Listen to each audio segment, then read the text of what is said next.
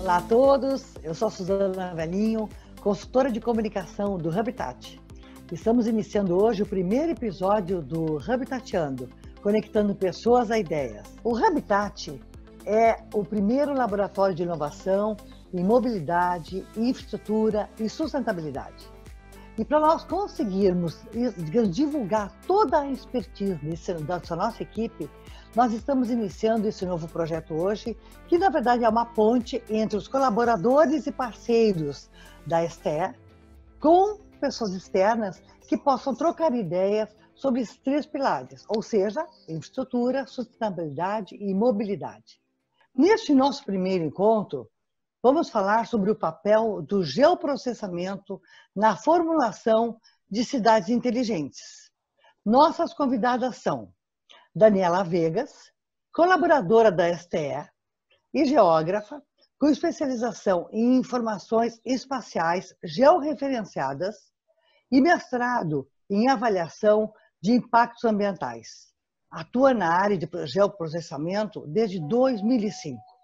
Grazi Carvalho é geógrafa, CEO do Instituto Smart Citizen, primeira Master Coach de Cidades Inteligentes da América Latina, mentora de liderança inteligente, consultora em planejamento estratégico para cidades inteligentes, envolvendo os 4 agentes de inovação, Agenda 2030 da ONU e geotecnologias.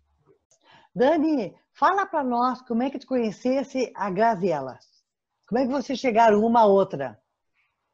A gente, né, sempre buscando aprender um pouco mais, né, e pesquisando esse mundo do geo aí, e buscando também conhecer um pouco sobre cidades inteligentes, né, chegamos às lives, né, e às redes sociais da Grazi, né, onde nós conhecemos o trabalho dela e de cara a gente já ficou super impressionada, assim, né, e nossa, e a gente estava comentando que ia ser muito legal se a gente conseguisse conversar com ela, né, e isso hoje foi possível. E a gente acompanha, então, o trabalho dela, busca dicas, né, de como trabalhar melhor com geoprocessamento e buscar entrar nesse mercado de cidades inteligentes, né. E aí entramos em contato e conseguimos, né, ter esse privilégio que a Grazi viesse hoje conversar com a gente. Queria muito te agradecer, Grazi, a disponibilidade, né, mais uma vez, de ter vindo. Eu que agradeço aí a oportunidade de estar aqui com vocês, né? Eu tenho certeza que essa nossa conversa vai ser sensacional, porque conhecendo a Dani e sabendo um pouco da Grazi, o conteúdo a seguir será maravilhoso. Vamos lá, vamos começar? Dani, explica para nós como surgiu o interesse do Habitat em cidades inteligentes. Nos últimos anos, né, a gente vem notando como está tendo uma mudança muito grande na questão da aquisição de dados cartográficos, no tratamento dos próprios dados, né? O quanto está mudando o planejamento das cidades, o quanto está mudando a forma de planejar, de projetar, né, e de planejar esses espaços que estão em constante transformação, e como vem sendo grande a demanda por georreferenciamento dos elementos, principalmente de infraestrutura que compõem esses espaços, né? Como os elementos que compõem as redes de saneamento, de iluminação, enfim, né? Uma série de elementos dessa ordem. Então, a gente verificou que tudo isso vem caminhando, né? Para que as cidades se tornem mais inteligentes e sustentáveis, e que existe, né? Esse movimento de que essas cidades comecem a se tornar uma realidade aqui no Brasil, né? Então, por isso, queria aproveitar, né, a super participação da Grazi aqui com a gente para perguntar para ela também, né, como que o geoprocessamento, ele contribui na formulação de cidades inteligentes, né? Em primeiro lugar, eu queria agradecer aqui o convite da Habitat, Suzy, por poder participar aqui, poder contribuir um pouco aqui com o Habitat nesse novo podcast, né, nesse canal aqui que vocês estão criando. Parabéns pela iniciativa. E quando a gente vai falar sobre geoprocessamento e como que ele pode contribuir na construção aí de políticas públicas para cidades inteligentes, eu falo que é sempre o processo de construção de uma cidade inteligente, ela perpassa aí por 3 passos, né, digamos assim. A gente precisa ter uma clareza de qual é a cidade que a gente tem hoje, então a gente precisa ter um retrato, né, da nossa cidade, identificando quais são os gargalos, quais são os desafios quais são os problemas urbanos, quais são os problemas públicos que a gente tem nas nossas cidades, como que eles estão distribuídos no território, para que a gente possa propor projetos para resolver esses problemas. Então, no primeiro momento, o geoprocessamento ele vai ajudar dando essa clareza para a gente, mostrando literalmente, né, no mapa onde que está. O geoprocessamento é a metodologia, é a ferramenta que ela vai nos responder o onde. Sempre que você quer saber onde que está acontecendo um determinado problema público, quem vai te responder é o geoprocessamento. Então, onde que falta iluminação pública? Onde que falta saneamento? Onde que tem problema de mobilidade? Onde que está precisando de abrir uma nova escola? Sempre que você tiver que responder onde, o geoprocessamento ele é a ferramenta que vai te falar exatamente a localização geográfica, a coordenada, né? É aqui que você tem que colocar essa infraestrutura, é aqui que você tem que colocar esse projeto. E ele também ajuda na definição de qual é a cidade que nós queremos. Então, quando a gente vai definir, né, um processo de cidade inteligente, eu falei que são 3 passos. A gente precisa ter a clareza de qual é a cidade que a gente tem hoje, a gente precisa ter a clareza de qual é a cidade que a gente quer construir dentro do projeto aí de políticas públicas. Então, a gente usa dos instrumentos, né, de políticas públicas para poder construir essa cidade. Então, através dos planos municipais, o plano diretor, o plano de saneamento, o plano de mobilidade. É sempre um planejamento estratégico para a gente, dentro de um prazo de 10, 20 anos, estabelecer esses projetos. E aí o geoprocessamento ele vai nos ajudar a identificar quais são os gargalos que a gente tem hoje e onde que esses projetos que a gente vai implantar tem que ser colocado para a gente conseguir alcançar essa cidade que a gente está querendo construir, né? Que é a cidade inteligente, que a gente está querendo chegar nela. Então, basicamente, ele vai ajudar, ele vai dar apoio nesses 2 momentos, na definição da cidade que temos e na definição da cidade que queremos. E aí, quando a gente tiver esses 2 retratos, a gente cria o passo a passo, os projetos, para poder ser implantado e chegar lá. Então, atualmente, a equipe de geoprocessamento do Habitat tem experiência com a elaboração de documentação cartográfica para fins de licenciamento ambiental nas suas diferentes fases, elaboração de sistemas de informações geográficas, também fazemos uma série de cadastros, mapeamentos temáticos, né? E tudo isso no âmbito de gestões ambientais, planejamento de recursos hídricos, né? E todos esses dados que ficam né, depois que esses processos acabam, porque normalmente eles são usados ali naquela fase de licenciamento ambiental, né? Ou então na fase ali de planejamento de recursos hídricos, ou então um sistema de informações geográficas é usada para o monitoramento durante a implantação de uma obra, né? Então a gente vê que esses dados, né, eles podem colaborar, né, na criação de cidades inteligentes, porque normalmente ou esses projetos eles estão dentro de cidades, ou como a gente trabalha bastante com rodovias, por exemplo, eles atravessam diversos municípios, né? Então também a gente fica com um banco de dados depois que isso acaba e entrega para o cliente muito grande, que a gente sabe que não são explorados na sua totalidade, né? Então, eu queria aproveitar também e perguntar para a Grazi, como que todos esses dados que são gerados ao longo, né, de estudos de impacto ambiental, de gestão ambiental, de planejamento de recursos hídricos, podem estar subsidiando, né, as prefeituras para que possam aproveitar tudo isso que já existe na formulação de políticas públicas, tanto dados já referenciados, né, tanta informação assim.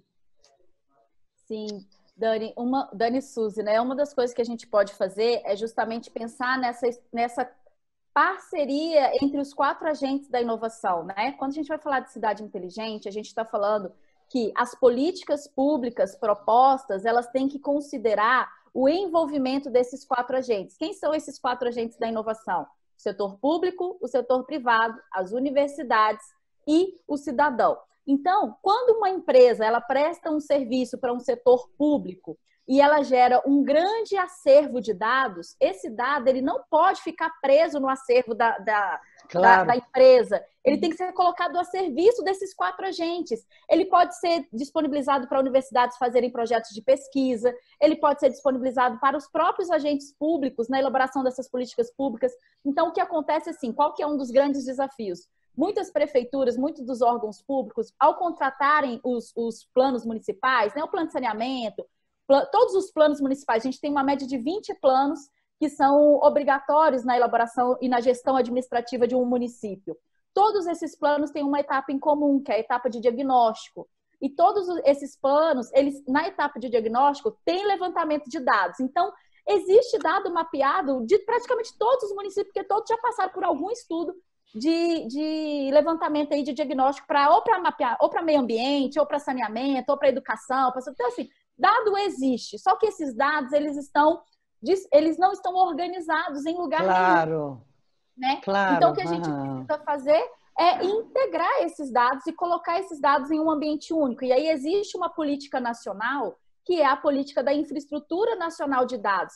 E aí ela é obrigatória para o setor privado, mas ela é obrigatória para o setor público, mas o setor privado ele pode se tornar um nó nessa INDE e disponibilizar esses dados. Então, por exemplo, o Habitat, se ele quiser, ele pode se tornar um nó na INDE e criar uma infraestrutura de dados e disponibilizar esses dados para que os demais agentes da inovação possam ter acesso a esses dados que já foram pagos, né? Alguém já pagou por esses dados, então ele pode simplesmente disponibilizar esses dados e ajudar o Brasil a alcançar esse patamar, que é o patamar da infraestrutura nacional de dados, onde a Europa inteira já tem, os Estados Unidos já tem, os países desenvolvidos já tem, e a gente está passando por esse processo de construção. Então, uma forma que a gente tem de que os agentes ajudem, né, a alcançar esse objetivo é justamente criando esse modelo.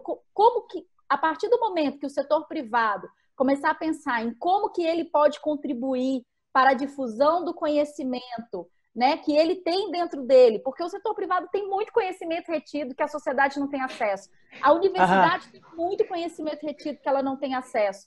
Né? O setor público tem muito conhecimento retido que a população também não tem acesso.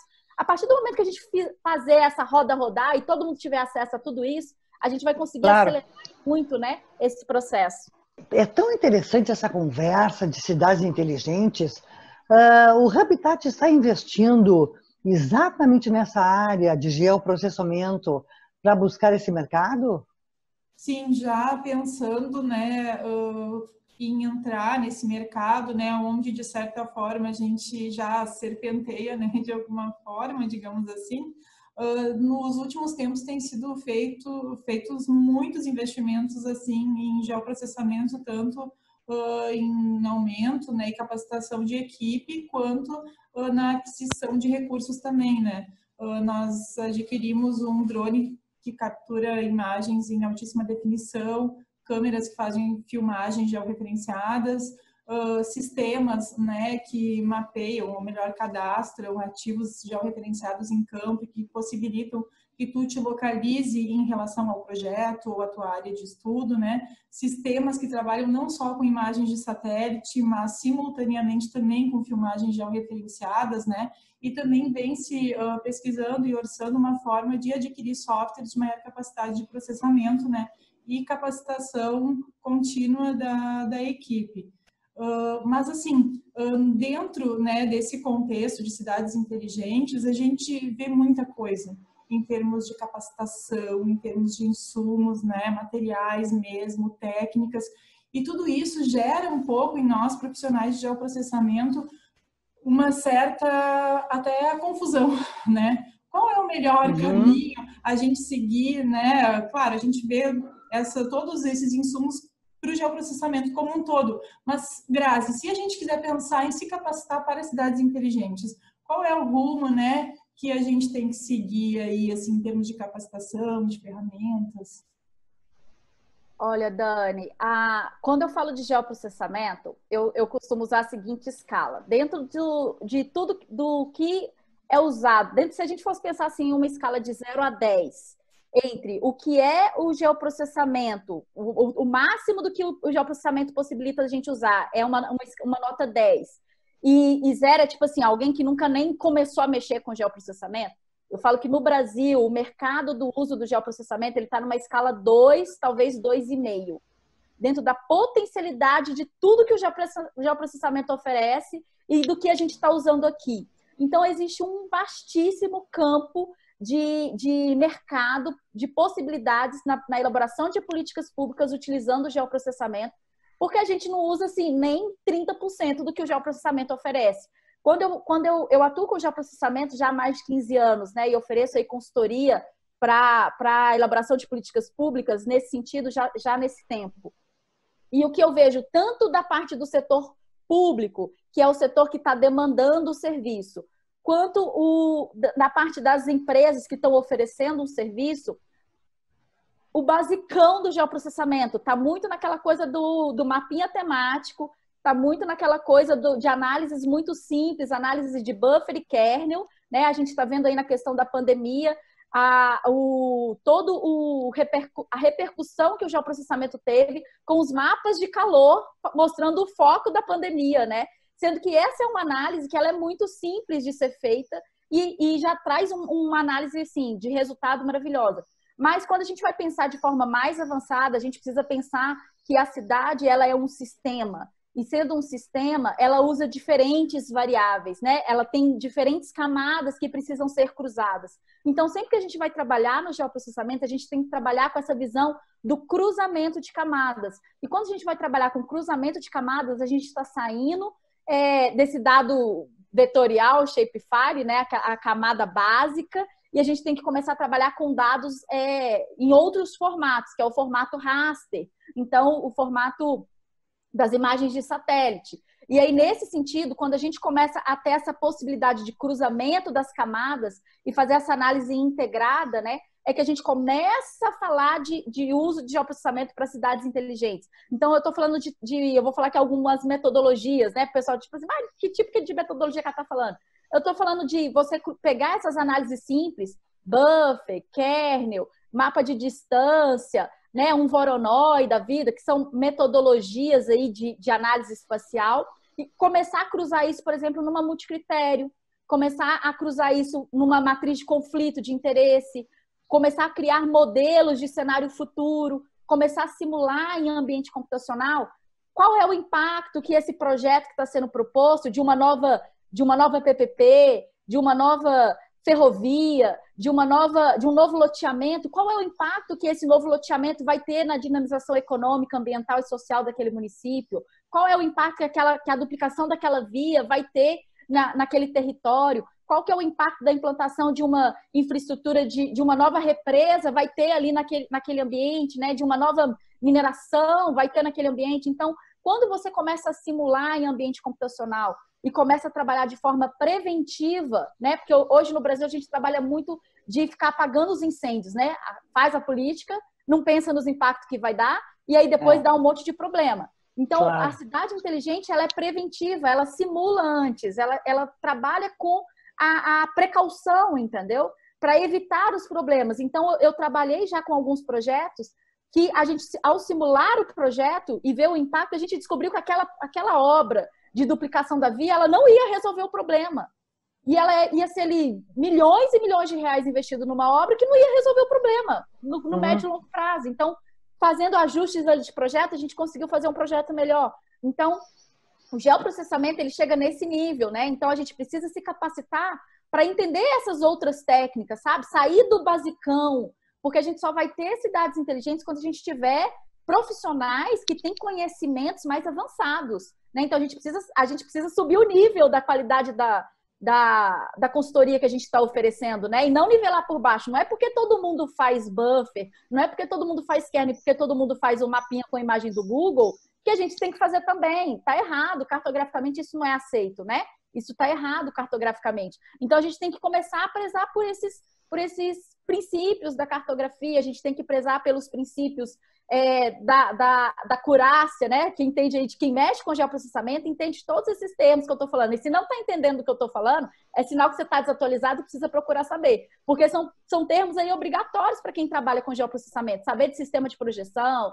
saber de acurácia, saber de simbologia, né? Saber dos métodos estatísticos básicos, de quantificação estatística descritiva, saber das análises espaciais, né? Você precisa saber, tem pelo menos umas 5 que você consegue resolver 95% dos seus problemas dentro da análise espacial. Você tem que saber essas, né? E você tem que saber de multicritério, tem que saber de modelagem de cenários futuros. Então, quando eu falo de modelagem de cenário futuro, eu estou falando de assim, aí nós estamos chegando no nível 10 dentro do geoprocessamento, né? E o kernel, o buffer está lá no 2,5.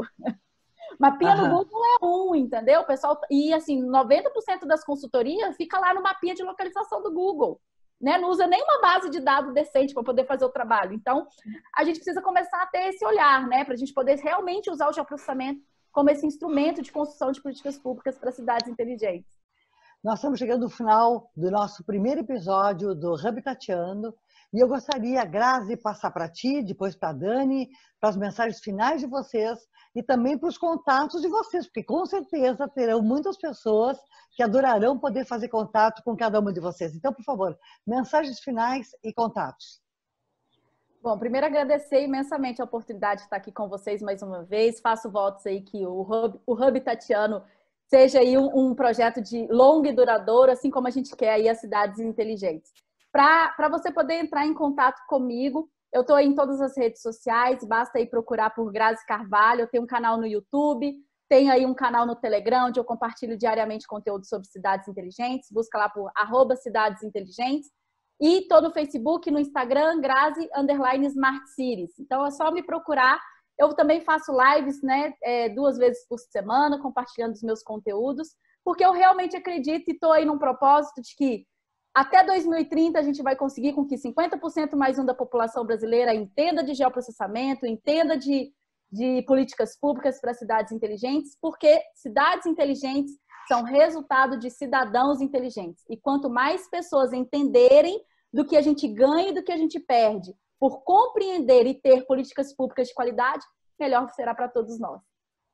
Então, bom, só agradecer mesmo, né? Agradecer esse espaço, essa oportunidade. Grazi, nossa, muito obrigada mesmo por ter vindo conversar com a gente. Foi mais uma vez uma honra, né? A gente está disponível, então, pelos canais do Habitat, né? Podem pedir para entrar em contato com a Daniela Viegas. Ou então também tem o e-mail aqui da empresa, né, daniela@stsa.com.br, e a gente fica à disposição aí do pessoal. Obrigada, gente. Nós tivemos hoje uma grande oportunidade de repensarmos a nossa atuação. O que a Grazi e a Dani nos trouxeram é o desafio de uma visão holística, onde realmente todas as informações que nós temos hoje em dia podem ser conectadas por um mundo melhor. Essa é a intenção do Habitatiano, é de realmente compartilhar essas inovações com todos vocês. Então, por favor, vocês que nos acompanharam, permaneçam conosco. Nos acompanhem pelas redes sociais e também ao Habitat, que é o www.habitat.com.br. E nas redes sociais também, os próximos episódios do Habitatiano. Até breve. Tchau.